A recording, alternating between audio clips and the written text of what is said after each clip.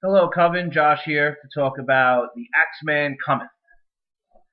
And the episode opens with another flashback, which I love these flashbacks. And I really like in the flashbacks how there is always some sort of fact incorporated. And this episode, no different.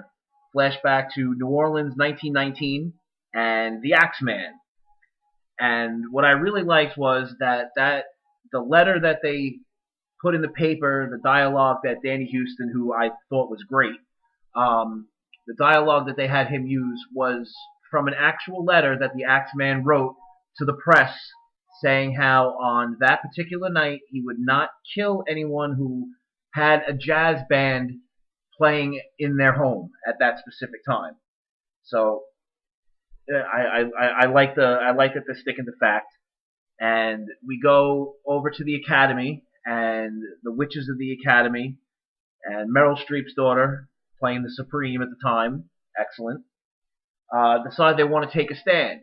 So everybody else is playing the jazz music, and they're playing this slow chanting opera type boring music, and she's up there reading tarot as the Axeman walks in, pulls the death card, and bam! Stabbing the shit out of them. All of them popping out of nowhere. Candles lit, fireplace burst into flames. Just an excellent opening scene, and they're all standing over him, just stabbing the shit out of him. I thought that was great. No more than he deserves. Which it also actually fits the Axeman story because he just disappeared in 1919. Nobody knows what happened to him. So it perfectly fit. So then we cut to Zoe, who's looking through Madison's stuff, finds her little mini gun, tries on her glasses. That reminded me of the bling ring a little bit with her wearing those designer glasses. And she's sort of led to this little secret compartment in the closet containing pictures of Coven past and the Ouija board. So she goes to Nan and Queenie and discussing the disappearance of Madison, and Zoe says how the Ouija board found her. And also, I'm loving Zoe in these last two episodes. Her power seems to be increasing. She's taking control, showing dominance, showing leadership, and it's a huge change from the Zoe we saw in the first couple episodes where she was timid, scared, unsure of herself, and now she's just a badass little witch bitch. So she's sitting there telling them all to witch up, pouring shots of absinthe, and basically saying, we're not a sorority, we're a fucking coven. We need to protect ourselves. We need to look after each other. So they sit there, start using the Ouija board, and they contact the Axeman. Axeman tells them, I died in the house. You killed me, which obviously he's referring to witches. So Queenie and Nan don't want any part of this. So Zoe decides to do it all herself. Again, showing her badass. And I've read a lot of comments where everybody's like, oh, why would Zoe do this? Such a bad decision. There's a little give and take. Magic always comes with a price. She wanted to find Madison, and she got the information she needed. So the Axeman leads her to the attic, and there's Zoe. Not Zoe, I'm sorry. There's Madison, locked away in a little box, covered with stuffed animals, with her one arm. Spaulding comes from behind and tries to subdue Zoe, and Zoe just bashes him over the head with a porcelain doll. Boom. Spaulding out. We go back to him all tied up in a chair, and they're sitting there interrogating him. And if we all thought Spaulding couldn't be any creepier, the way he was talking about what he had to do to Madison, just the way he was saying it was just creepy. The look on Nan's face, Jamie Brewer did that part great. Just the look on her face, and she's not totally describing what he's saying. But yes, Spaulding was right. They can't go to the police. They can't, expose the Coven. So they just burn the shit out of him a little bit. Also pretty cool. And I like how Zoe saw through his bullshit, which the other two didn't. They took him for his word. They believed him when he said he killed her, when of course he was defending his love Fiona. But that leads me to believe that that could also be another power Zoe might possess, the same power that Myrtle has. Um, Whatever she said, she was the defender of the vernacular or something like that. But pretty much she can see through lies. She can see through your bullshit. She knows when a lie is being told. And Zoe wasn't convinced that Spaulding did it, but they found Madison. That was the key point. Fiona getting chemo treatment. So we see that Fiona's sick. So a new Supreme is gonna show herself soon, because Fiona seems to be on her way out. Unless they can cure her cancer, she's on her way out. But it's interesting that under the medication, the sedatives that she was given, she now has the ability of clairvoyance. So it's going to be interesting to see if that ability carries over when she's not on medication. But being on medication, she was able to read people's thoughts. Also like that as a clue, because that also tells us that clairvoyance is not one of the 7 wonders. If Fiona never had it before, then obviously she wasn't able to perform it when she became Supreme. Hank and Fiona are there when Cordelia is brought home, and Cordelia's third eye has been opened. She's been gifted with the sight, as Fiona said, which is the greatest gift, but the hardest to control. Hank touches Cordelia, and Cordelia sees him banging away on Kaylee, and she gets pissed. And Hank knows he's screwed, and loved Cordelia saying, "I just wanted to sever his arms and throw him out the window." Her attitude is just so much better. I love the viciousness in her attitude now, more so than her pussycat attitude that she had in the beginning. Her eyes have really been opened. She finally sees Hank's bullshit, and I hope they just make his life hell. And speaking of Hank, I was right about him being a witch hunter, hired by Marie Laveau, and that was a great scene. Angela Bassett is just fucking incredible. When I bury a crock of bitch, I expect her to stay buried.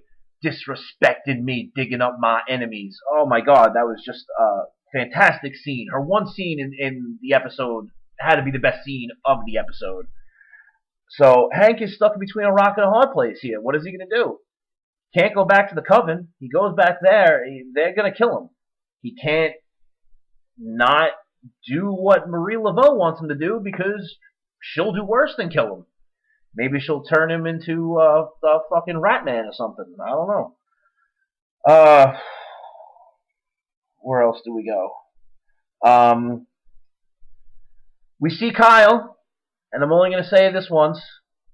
I know a particular person wants to hear this. Kyle's ass. But Kyle went and fucked Misty's shit up. He broke Stevie. And I felt so bad for Misty when she was sitting there with her 8-track player, flashing back to the 70s. You broke Stevie. I felt really bad for her there. We also got a glimpse of Myrtle being buried in the mud. So Myrtle's healing. Misty's taking care of Myrtle, and I think them two are going to, work together. That's going to be Misty's tribe. It's going to be Misty and Myrtle. Zoe comes, finds Kyle, wrecking up Misty's shack, smashing his chair, breaking Stevie. Zoe takes Misty. They're trying to bring Madison back. Misty doesn't want to at first because of how much she's been decomposing and missing an arm, so they reattach her arm, and they work together to bring her back. Classic line, after I spit out blood in a cockroach, I need a cigarette. Can't get any better than that. That was fucking great. So before Misty goes back to her little shack in the swamp, she jacks some food.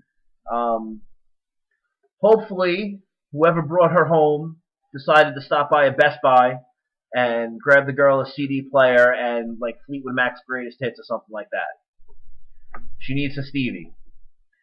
So he was sitting there, and the three of them are talking to Madison. Madison has no clue what happened to her.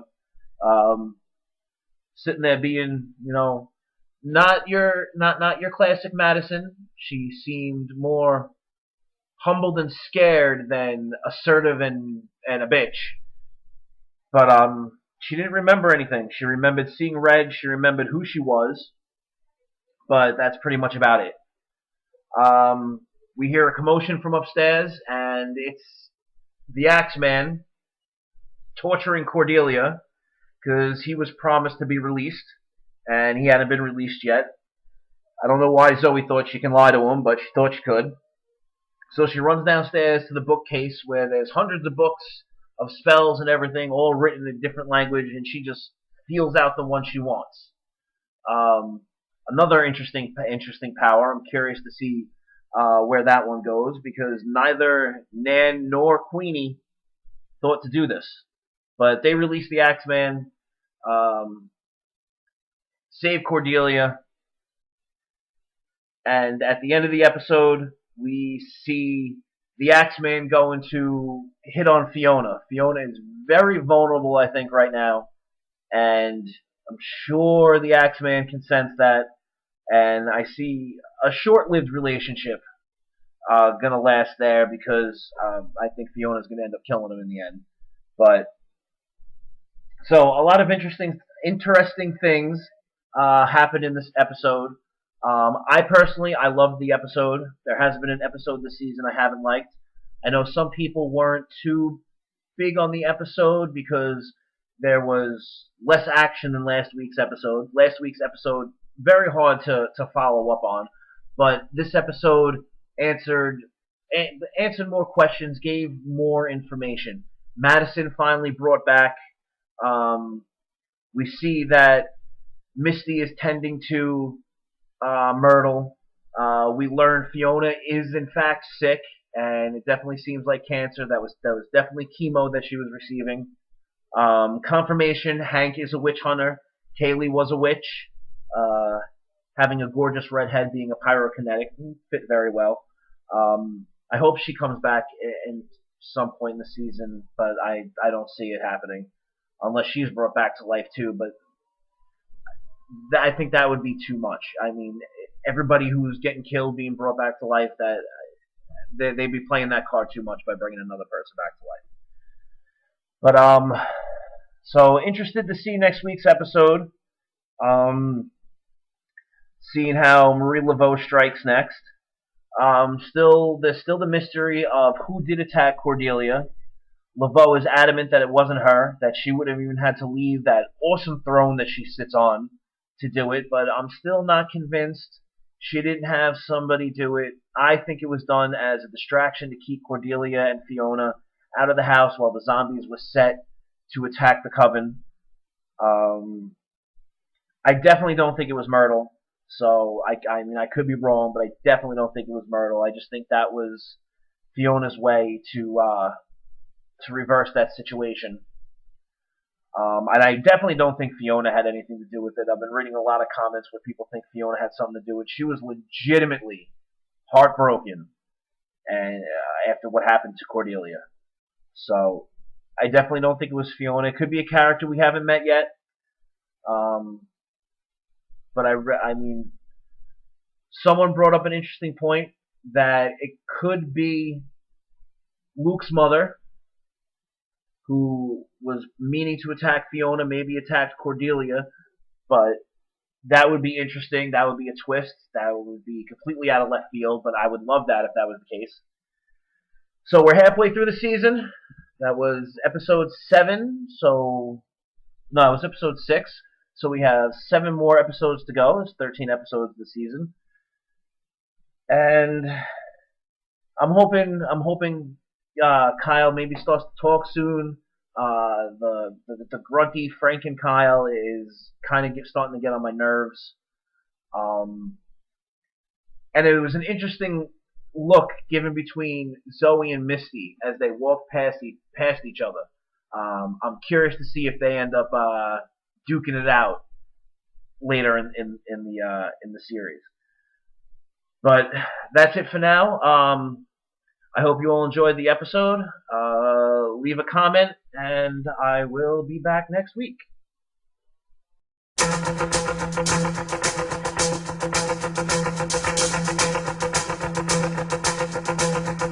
Just like the white-winged dove sings a song, sounds like she's singing.